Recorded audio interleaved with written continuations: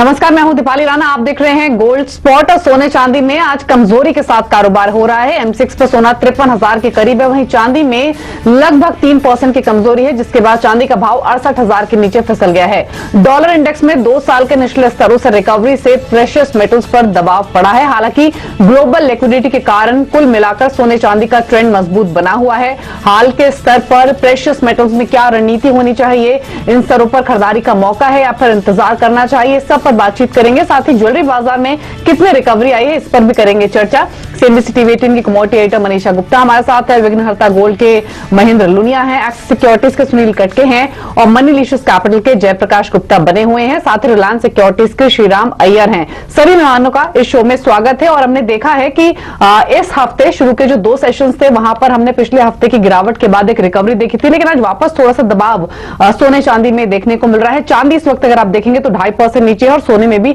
1% की वीकनेस बनी हुई है। तो प्राइसेस को लेकर यहां से क्या आउटलुक बन रहा है, क्या ट्रेंड है, इसी पर करते हैं फोकस। लेकिन सबसे पहले लुनिया जी नमस्कार, स्वागत है आपका इस शो में। पहले एक सेंस लेना चाहेंगे डिमांड को लेकर, उसके बाद प्राइसेस का आउटलुक भी लेंगे। प्राइसेस क्योंकि अपने ऑल टाइम हाई से डिसेंट करेक्शन दिखा चुके हैं। अब फेस्टिव सीजन की शुरुआत हो चुकी है, क्योंकि कुछ ही दिन में, अब 2-3 दिन में गणेश चतुर्थी भी है। तो ऐसे में फिजिकल डिमांड वापस आती हुई दिख रही है क्या? कितने नॉर्मल लेवल से अगर कंपेयर करें तो अभी भी जो फिजिकल डिमांड है वो कितनी नीचे बनी हुई है और क्या आउटलुक है यहां से आगे? दीपाली जी नमस्कार और thank you for reaching with me. Madam ji, हमने ये जो देखा है अभी, कस्टमर तो आ रहे हैं शॉप पे, लेकिन अभी सिर्फ भाव देख रहे हैं। खरीदारी उतने पैमाने पे नहीं हो रही है।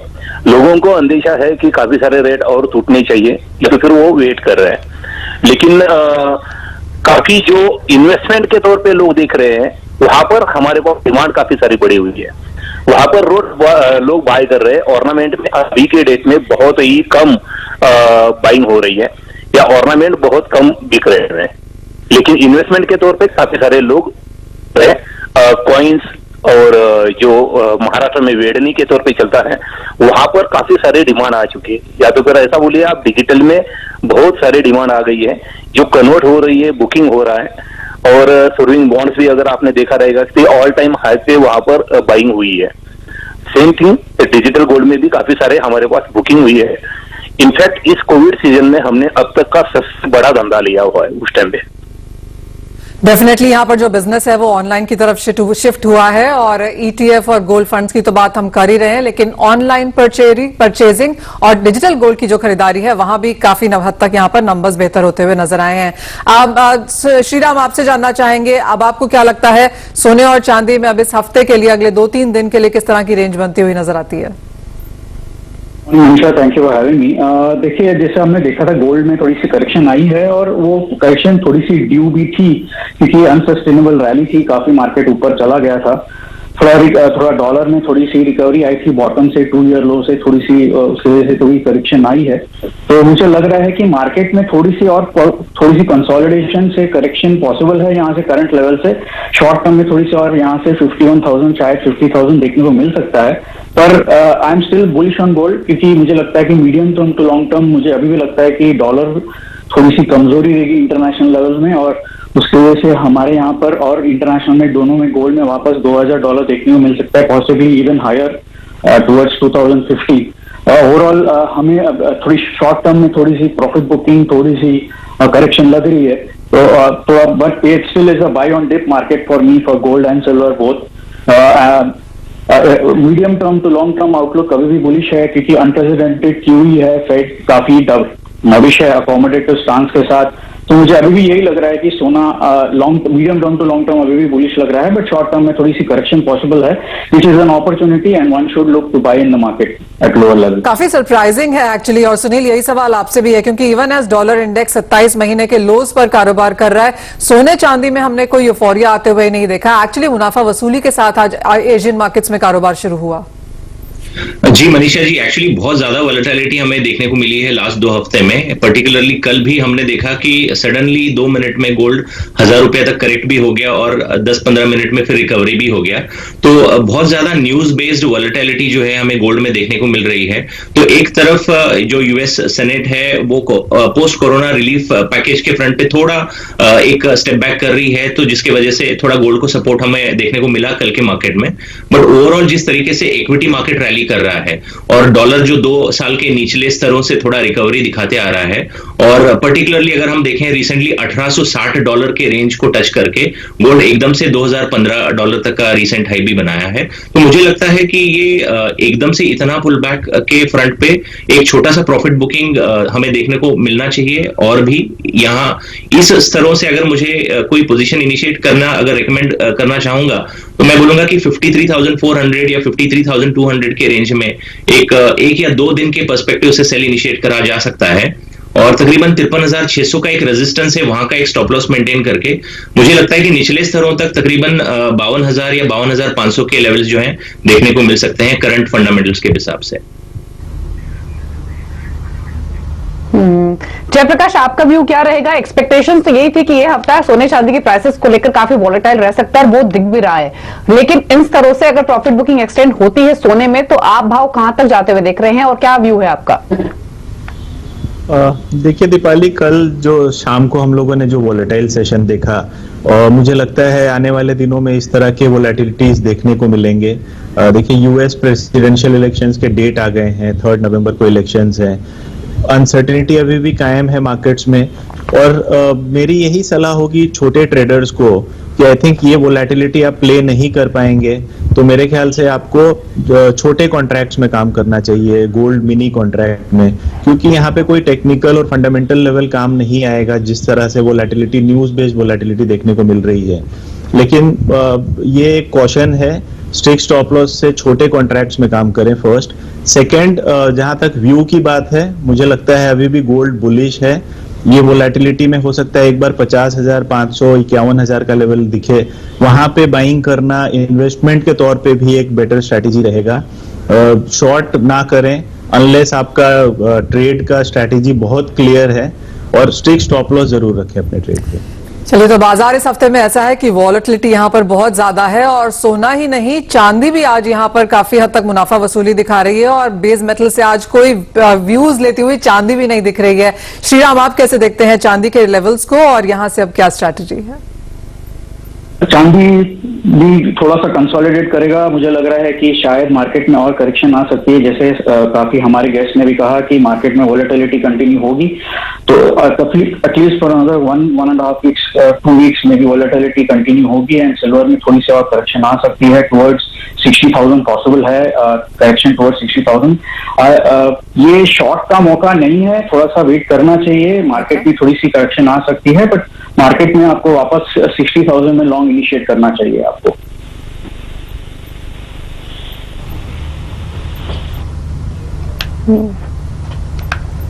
जी, श्रीराम जी, लेकिन एक चीज और बताइए, हायर लेवल से क्योंकि प्राइसेस काफी नीचे हैं, तो इन्वेस्टमेंट डिमांड कैसी आ रही है इन लेवल्स पर गोल्ड सिल्वर दोनों में? क्या उतना ही इंटरेस्ट अभी भी बना हुआ है इंस्टीट्यूशंस का, इन्वेस्टर्स का? जी, एक्चुअली इन्वेस्टमेंट डिमांड तो अभी भी बरकरार है। गोल्ड ETF SPDR फंड के हिसाब से मार्केट अभी भी इन्वेस्टमेंट डिमांड हो रही है, क्योंकि उनकी रिसेंट डेटा यही सजेस्ट कर रही है कि इन्वेस्टमेंट डिमांड बरकरार है मार्केट में। तो मार्केट में थोड़ी सी इन्वेस्टमेंट डिमांड तो रहेगी और मार्केट में काफी लोग डिफरेंट एवेन्यूज सेलेक्ट कर रहे हैं, तो इक्विटी की छोड़ के काफी लोग गोल्ड एंड सिल्वर दोनों में इन्वेस्टमेंट डिमांड बरकरार है। तो मार्केट में इन्वेस्टमेंट डिमांड में काफी ऐसे टाइम में होता है कि मार्केट के लेवल देखते नहीं है, SIP इन्वेस्टमेंट जैसे गोल्ड ETF में करते हैं वैसे किया जाता है। तो ओवरऑल मुझे लग रहा है कि इन्वेस्टमेंट डिमांड बरकरार रहेगा, आगे जाके भी हाई प्राइसेस में भी इन्वेस्टमेंट डिमांड बरकरार रहेगा। ये थोड़ी सी प्रॉफिट बुकिंग है, तो मार्केट में अभी थोड़ी सी और करेक्शन आगे देखने को मिलेगा आपको, तो आपको वापस इन्वेस्टमेंट डिमांड वापस जिन्होंने नहीं कर पाए, पीछे मार्केट कैप्चर नहीं कर पाए, उनको वापस अपना investment demand towards gold ETF, possibly towards other investment avenues try करना चाहिए। एंड मार्केट्स में मुझे लगता है कि ओवरऑल अभी भी पॉजिटिव सेंटिमेंट्स बरकरार रहेंगे medium term to long term के पर्सपेक्टिव के सिचुएशन के हिसाब से देखें तो। ऑफ कोर्स इस चीज से कोई नहीं निकाल रहा कि अभी भी लॉन्ग टर्म में काफी बुलिशनेस सोने चांदी में देखने को मिल सकती है, स्पेशली कैसे यूएस का जो प्रेसिडेंशियल इलेक्शंस है वो कैसे प्ले आउट होता है, उसकी एक अनसर्टनिटी हम हमेशा यहां पर सोने में आता हुआ देखते हैं। सुनील, जैसे श्रीराम ने भी कहा कि जिन्होंने रैली पहले मिस की हो उनके लिए डिप्स पे खरीदारी करना बेहतर है, लेकिन अगर किसी ने सोने में खरीदारी, सोने और चांदी दोनों में बाइंग करनी हो तो किस तरह के सपोर्ट लेवल्स या क्या ये एंट्री लेवल्स बेहतर हैं? जी, मुझे लगता है कि थोड़ा और करेक्शन हमें देखने को मिल सकता है मिड टर्म में। अगर हम हफ्ते भर की बात करें तो मुझे लगता है कि सोने के भाव तकरीबन 52,500 के रेंज में एक अच्छा एंट्री लेवल साबित हो सकता है। और चांदी में मुझे लगता है जिस तरीके की वोलेटिलिटी हमने कल देखी और आज भी 1,000 पॉइंट का गैप डाउन ओपनिंग दिया है, तो मुझे लगता है कि 65,000 का रेंज जो है चांदी में एक अच्छा एंट्री लेवल साबित हो सकता है। और फंडामेंटल्स लॉन्ग टर्म पर्सपेक्टिव से अच्छे खासे लेवल्स हम एक्सपेक्ट कर सकते हैं लॉन्ग टर्म में। तो मुझे लगता है कि तकरीबन 58,000 तक का टारगेट ये ईयर एंड तक का गोल्ड में टारगेट करके चल सकते हैं, और चांदी हो सकता है जो 78,000 का लेवल रिसेंटली छुआ था तो वो भी पार करके जा सकता है। तो 52,500 का गोल्ड में और 65,000 का रेंज सिल्वर में एक अच्छा एंट्री लेवल साबित हो सकता है। ठीक है, तो प्रॉफिट बुकिंग थोड़ी सी एक्सटेंड हो सकती है, लेकिन लेवल्स आपको बताए गए हैं सोने चांदी दोनों में जहां पर एंट्री लेने का बेहतर मौका होगा। शुक्रिया लुनिया जी और श्रीराम जी अपना आउटलुक और अपने व्यूज गोल्ड सिल्वर दोनों पर देने के लिए। लेकिन आगे बढ़ेंगे और अब फोकस करेंगे कच्चे तेल पर, जहां पर हमने आज एक कमजोरी देखी है। जो बाजार की नजर है वो ओपेक की बैठक पर टिकी हुई है। ब्रेंट के अगर आप प्राइसेस देखेंगे तो $45 के करीब बने हुए हैं। तो क्रूड पर ही पहले एक आउटलुक ले लेते हैं। जय, क्या सजेशन आपका रहेगा? हमने देखा है पिछले काफी समय से एक दायरे में ही क्रूड में कारोबार होते हुए दिख रहा है, ऐसा कुछ ट्रिगर भी नहीं है जो कि तेजी की तरफ सपोर्ट करे। ऐसे में इन लेवल्स पर क्या स्ट्रैटेजी होनी चाहिए? बेचकर चलें या कोई और सजेशन है? कॉन्ट्रैक्ट का आज एक्सपायरी है तो थोड़ा सा वोलेटिलिटी रहेगा। अगर अपने सितंबर कॉन्ट्रैक्ट की बात करें तो मेरे ख्याल से सेल करना ही एक बेटर स्ट्रैटेजी लगता है अभी, क्योंकि डिमांड साइड में कोई यहाँ पे इंप्रूवमेंट या कोई सिल्वर लाइनिंग दिख नहीं रहा है। तो करंट लेवल्स पे भी बेचा जा सकता है। 3245 का स्ट्रिक्ट स्टॉप लॉस रखें। मुझे लगता है 3160 3150 तक का लेवल शाम तक हो सकता है देखने को मिले। जी, तो क्रूड में बेचने की ही सलाह है। 3200 के आसपास सेल पोजीशंस आप इनिशिएट कर सकते हैं। 3105 के टारगेट के लिए 3245 का आपको रखना होगा स्टॉप लॉस। चलिए इसी के साथ एक ब्रेक के लिए रुक रहे हैं। ब्रेक के उस पार बेस मेटल्स पर चर्चा करेंगे, एग्री कमोडिटीज पर भी रहेगा फोकस, और साथ ही आपके लिए लेकर आएंगे हॉट कमोडिटी एक छोटे से ब्रेक के बाद।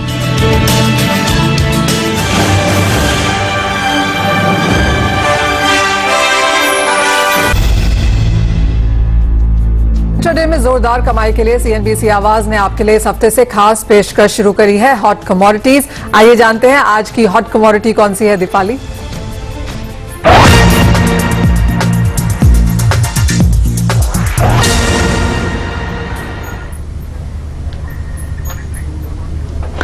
आज की हॉट कमोडिटी लेड रहेगी, क्योंकि बेस मेटल्स में खरीदारी का एक्शन लगातार हमने देखा है और लेड को चुनने के पीछे 2-3 कारण है। अगर फंडामेंटल कारण देखें तो अक्रॉस बेस मेटल्स हमने अच्छी बाइंग आते हुए देखी है, क्योंकि चाइना से जो संकेत हैं वो पॉजिटिव बने हुए हैं, फिर चाहे वो डिमांड रिकवरी के संकेत हो, स्पेशली जो इकोनॉमिक स्टिमुलस चाइना की ओर से आया है पैंडेमिक आउटब्रेक के बाद, वो डिसेंट रहा है। तो इसके कारण जो बेस मेटल्स है वहां पर खरीदारी का रुझान बनते हुए दिखा है। इसके अलावा डॉलर इंडेक्स नए लोज पर ट्रेड कर रहा है, जो कि सपोर्ट कर रहा है प्राइसेस को लोअर लेवल्स पर। इसके अलावा जो यूएस बिल्डिंग डेटा आया है वो भी बहुत एनकरेजिंग है, जो कि 1990 के बाद सबसे स्ट्रॉन्गेस्ट रहा है। तो ये सब फैक्टर्स इंडिकेट कर रहे हैं कि यहाँ पर बेस मेटल्स की जो डिमांड है वो फर्दर इंक्रीज हो सकती है। लेड को चुनने के पीछे 2-3 कारण और है टेक्निकल पैरामीटर्स पर। पहली बात तो ये कि कल के सेशन में हमने देखा कि जो ओपन इंटरेस्ट है वो 6.5% ड्रॉप हुआ है, और प्राइसेस इंडिकेट कर रहे हैं कि यहां से जो शॉर्ट कवरिंग है वो फर्दर एक्सटेंड हो सकती है। इसीलिए खरीदने की सलाह है। स्पेकुलेटिव लॉन्ग पोजीशंस भी बन रही हैं, जिसकी वजह से जो भाव है वो ऊपर जा सकता है। एसएमसी कॉमट्रेड का हमने व्यू लिया, उनका मानना है कि मौजूदा लेवल्स पर ही खरीदारी की जा सकती है, यानी 156-50 के आसपास में खरीदारी कर सकते हैं। इंट्राडे में 158, 158.5 तक के टारगेट्स एक्सपेक्टेड हैं, और अगर कोई 1-2 दिन का नजरिया लेकर चलता है, यानी पोजीशनल नजरिया लेता है, तो 160 तक के भी टारगेट्स एक्सपेक्टेड है। तो आज की हॉट कमोडिटी है लेड 158, 158.5 के इंट्राडे टारगेट्स के साथ। दीपाली, क्लियरली जैसे आपने कहा कि मेटल्स में यहां पर जोरदार बढ़त देखने को मिल रही है, और लेड में क्लियरली यहां पर एक्शन बनता हुआ यहां पर नजर आया है। तो एसएमसी की तो राय यहां पर यही है खरीदने की, लेकिन सुनील आप क्या कहेंगे? आपका कितना कन्विक्शन है लेड पर, और बाकी बेस मेटल्स में अब यहां पर क्या क्यूज हैं? निशा जी, मुझे लगता है कि लेड 131 के प्राइसेस में एक लंबे समय तक टिका हुआ था और अभी हमने एकदम से इंप्रूवमेंट उसमें होते हुए देख रहे हैं, बैक्ड बाय द फंडामेंटल्स जो दीपाली जी ने बताया। और मुझे लगता है कि ये रैली टेक्निकल फ्रंट पे भी देखें तो इसने एक मेजर रेजिस्टेंस 156 का कट किया है, तो मुझे लगता है कि 161 162 तक का रेंज जो है लेड में आने वाले समय में टेक्निकल फ्रंट पे देखने को मिल सकता है। और फंडामेंटली बैक्ड जो स्टिमुलस मेजर्स आ रहे हैं, जो इकोनॉमिक रिकवरी हमको जो ग्लोबल लेवल पे देखने को मिल रही है पोस्ट कोविड में हम बोल सकते हैं, तो वहां पे भी डिमांड जो है ऑलमोस्ट सारे ही बेस मेटल में हमको देखने को मिल रहा है, तो उसका भी एक सपोर्ट जो है लेड के प्राइसेस में देखने को मिल सकता है। मैं और एक कमोडिटी जैसे कॉपर के बारे में भी बात करना चाहूंगा। कॉपर भी रिसेंट हाइस के लेवल पे अभी ट्रेड कर रहा है, 530 के लेवल तक हमने देखा ट्रेड होते हुए, करंटली 528 के रेंज में ट्रेड हो रहा है। मुझे लगता है कि इसमें भी एक और 5 से 7 रुपए का जंप हमें इंट्राडे में देखने को मिल सकता है। तो 535 तक का एक टारगेट लेके अगर इंट्राडे में कोई ट्रेडर बाई करना चाहे तो कॉपर में भी एक एंट्री अच्छी बनती है, क्योंकि एलएमई पे गुड डिलीवरीज अच्छी होनी शुरू हो गई हैं और ओवरऑल पॉजिटिविटी जो इक्विटी मार्केट से है वो हमें इवन प्रोडक्शन फ्रंट पे देखने को मिल रहा है। तो इंडस्ट्रियल गुड्स में आने वाले समय में एटलीस्ट हफ्ता 10 दिन तक एक मोमेंटम पॉजिटिव बरकरार रहने को लग रहा है। ठीक है, कॉपर में यहाँ पर बढ़त की एक्सपेक्टेशन है, लेकिन याद रखिए आज की हॉट कमोडिटी लेड है। ऑलरेडी यहाँ पर आधे % की तेजी हम बनता हुआ देख चुके हैं। लेकिन जय, आपसे भी व्यू लेना चाहेंगे। कॉपर 2 साल के हाईज पर है, अगर एलएमई इन्वेंट्रीज की बात की जाए तो वो अगस्त 2009 के लोज पर है। तो क्लियरली कॉपर में बढ़त देखने को मिली है। 530 के स्तर यहाँ पर कॉन्ट्रैक्ट हाईज हैं जो हमने कॉपर में बनते हुए देखे हैं। एल्यूमिनियम में करीबन 6 महीने के हाईज पर कारोबार हो रहा है। जिंक और निकल में 7 महीने के हाईज पर यहाँ पर कारोबार है। इन्वेंट्रीज में तो गिरावट है ही और स्पेकुलेटिव लॉन्ग पोजिशन यहाँ पर बढ़ती हुई नजर आई हैं। स्टिमुलस मेजर्स यहां पर अच्छे खासे हैं और बाजार को लगता है कि चाइना की जो मांग है वो यहां पर लगातार इसको सपोर्ट करेगी। आपकी स्क्रीन पर वो मेटल सेक्टर है पूरा का पूरा, जहां पर करीबन आधा % की तेजी अक्रॉस सेक्टर्स हमने बनते हुए देखी है और ये नए multi month highs, multi year highs हम यहां पर फिलहाल मेटल्स एज अ सेक्टर में बनता हुआ देख रहे हैं। जय, आप इनमें से कहां पर कन्विक्शन रखते हैं, कहां पर और बढ़त की उम्मीद है? जी मनीषा, देखिए जो डेटा आपने बताया फंडामेंटली थोड़ा सा सपोर्टिव लग रहा है। दूसरा एक और एंगल है यहाँ पे सप्लाई साइड का, क्योंकि जब तक आप देखें यहाँ पे कोरोना के कारण जो माइंस क्लोजर हैं जिसके कारण एक सप्लाई डिसरप्शन भी बढ़ सकता है, और जो यहाँ पे एक उम्मीद दिख रही है वैक्सीन डेवलपमेंट में, अगर वो सक्सेसफुल रहता है तो ये जो रैली है वो थोड़ा और कायम रह जाएगा। तो मुझे लगता है अभी शॉर्ट नहीं करना चाहिए। मेरा कन्विक्शन एल्युमिनियम और कॉपर पे है। मुझे लगता है यहाँ पे थोड़ा सा और स्टीम बाकी है अपसाइड में। 545 तक हो सकता है कॉपर दिखा दे और एल्युमिनियम में भी करीब 151 तक का लेवल मुझे लगता है कि देखने को मिल जाए। तो जब तक लिक्विडिटी ड्रिवन है, जिस हिसाब से सेंट्रल बैंक्स की तरफ से भी एक अश्योरिंग मैसेजेस आ रहे हैं कि वो अपना लिक्विडिटी टैप को ऑन रखेंगे इकोनॉमी को सस्टेन करने के लिए, तो ये एक पॉजिटिव आउटलुक दे रहा है बेस मेटल प्राइसेस को। तो अभी फिलहाल के लिए तो कोई शॉर्ट की रणनीति ना बनाए, यहाँ पे flow with the momentum by side में ही रहना चाहिए। मेरा पिक कॉपर और एल्युमिनियम रहेगा। तो मेटल्स में खरीदने की ही सलाह है, कॉपर, एल्यूमिनियम, लेड, इन बेस मेटल्स पर कन्विक्शन है खरीदारी के लिए। और देखिए आज भी ज्यादातर बेस मेटल्स आधा % से लेकर 1% की मजबूती के साथ कर रहे हैं ट्रेड। लेकिन चलिए आगे बढ़ेंगे और अब एग्री कमोडिटीज की ओर रुख कर लेते हैं। और आज के सेशन में बहुत ज्यादा खरीदारी का एक्शन बना हुआ नहीं है। ग्वारगम, ग्वारसीड जहां पर दोनों में हमने अच्छी तेजी देखी थी, वो प्राइसेस आज थोड़े सॉफ्ट ट्रेड कर रहे हैं। इसके अलावा सोयाबीन में खरीदारी का रुझान बना हुआ है, आधा पौने 1% ऊपर प्राइसेस है। तो इन्हीं पर आउटलुक लेते हैं। चने में इनफैक्ट दबाव बना है, यहाँ पर 2% के आसपास की वीकनेस दिख रही है। लेकिन पहले सोयाबीन, जयप्रकाश क्या व्यू रहेगा आपका सोयाबीन, सोया ऑयल पर या फिर सीपीओ पर, क्योंकि इस पूरे पॉकेट में हम आधा से पौने 1% की मजबूती देख रहे हैं। कोई खरीद के चलना है या कोई और सजेशन है? यहाँ पे इसमें तेजी कायम रह सकता है। एक रुपी का वीकनेस भी इसको सपोर्टिव है, और दूसरी तरफ आप देखें तो जो डिमांड साइड है उसमें कोई इम्पैक्ट नहीं पड़ा है क्योंकि ये कंजम्पशन बेस्ड आइटम है। तो मुझे लगता है इसमें यहाँ से करंट लेवल से भी करीब 1.5 से 2% का उछाल देखने को मिल सकता है। तो बाई साइड में रहना ही चाहिए। खाने के तेलों में तो खरीदारी की राय है, लेकिन सुनील आप गुआर को कैसे देखते हैं? क्योंकि पिछले कुछ दिनों में अपर सर्किट्स हमने लगते हुए देखे हैं। पिछले एक महीने में करीबन 16-17% की बढ़त देखने को मिली है और उसके बाद थोड़ा सा कंसोलिडेशन। कि गुआर सीड और गुआर गम दोनों के प्राइसेस में थोड़ा फर्मनेस देखने को मिल सकता है। अगर हम गुआर गम की बात करें तो कई आई थिंक एक 10-15 ट्रेडिंग सेशन तक तकरीबन 6300 के रेंज में ट्रेड होते हुए हमको गुआर गम के प्राइसेस हमने देखने को मिला। और इवन गुआर सीड का प्राइस जो है अराउंड 3900 के रेंज में सबड्यूड थे, अराउंड उसी लेवल पे ट्रेड होते हुए नजर आ रहे थे। बट अभी थोड़ा एक्सपोर्ट डिमांड में इजाफा हमको देखने को मिल रहा है और क्रूड ऑयल के प्राइसेस भी अभी तकरीबन $44 के आसपास ट्रेड होते हुए नजर आ रहे हैं। तो गुआर गम के प्राइसेस में हमें एक सर्ज देखने को मिल सकता है। मुझे लगता है कि प्राइसेस जो है अबाउ 7000 लेवल पे सस्टेन कर जाएगा आने वाले समय में। और गुआर सीड भी मुझे लगता है कि 4300 से 4500 के लेवल्स तक एक बार सस्टेन हो सकता है। बात अब करेंगे त्योहारी मांग की, क्योंकि काफी हद तक जो तेजी खाने के तेलों में आई है वो इसी वजह से आई है, लेकिन चने की, बेसन की मांग भी इस समय में काफी बढ़ जाती है। हमने बल्क बाइंग इंटरेस्ट यहां पर पिछले कुछ हफ्ते में बनता हुआ देखे और वो शायद चने के भावों में ऑलरेडी बनता हुआ दिखा भी है। आज कुछ मुनाफा वसूली है। सुनील, कैसे देखते हैं आप प्राइसेस को, क्योंकि 4400 के आसपास हमने यहां पर एक रेजिस्टेंस बनते हुए देखा है। फ्यूचर्स में, स्पॉट में भाव यहां पर ऑलरेडी 4600-4650 के आसपास कारोबार कर रहे हैं। आप कहेंगे एक नियर टर्म तेजी यहां पर बन चुकी है या और बढ़त की उम्मीद? एक तरफ फेस्टिव डिमांड जो है चने के प्राइसेस को ड्राइव कर रहा है और दूसरी तरफ जो अच्छे मॉनसून है और जो एकरेज का एरिया जो बढ़ा है उस वजह से प्राइसेस जो है एक अपर साइड में कैप हो रहा है।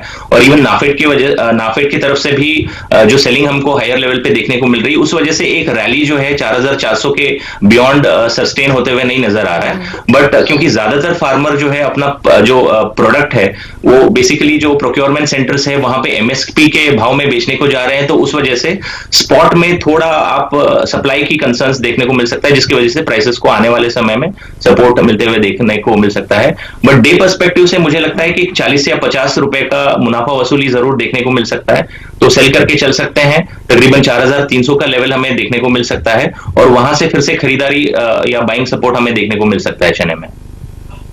फाइनल सवाल आपसे, तो त्योहारी मांग के चलते आपको क्या लगता है कहां पर खरीदारी देखने को मिल सकती है? क्योंकि खाने के तेल, मसाले, इसके अलावा चना, बेसन, यहां पर तो खरीदारी है ही।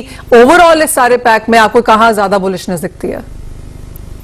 ऐसा है कि मसाले और खाने के तेल जो प्राइसेस हैं वहां पे थोड़ा ज्यादा हमें इंप्रूवमेंट प्राइसेस में देखने को मिल सकती है, क्योंकि वो सबड्यूड थे prices because of lack of demand. तो आने वाले समय में मुझे लगता है कि जो एडिबल ऑयल सेगमेंट है वो अच्छा परफॉर्म करेगा, क्योंकि इंटरनेशनल फ्रंट पे भी उसमें हमें प्राइसेस में रिकवरी देखने को मिल रही है।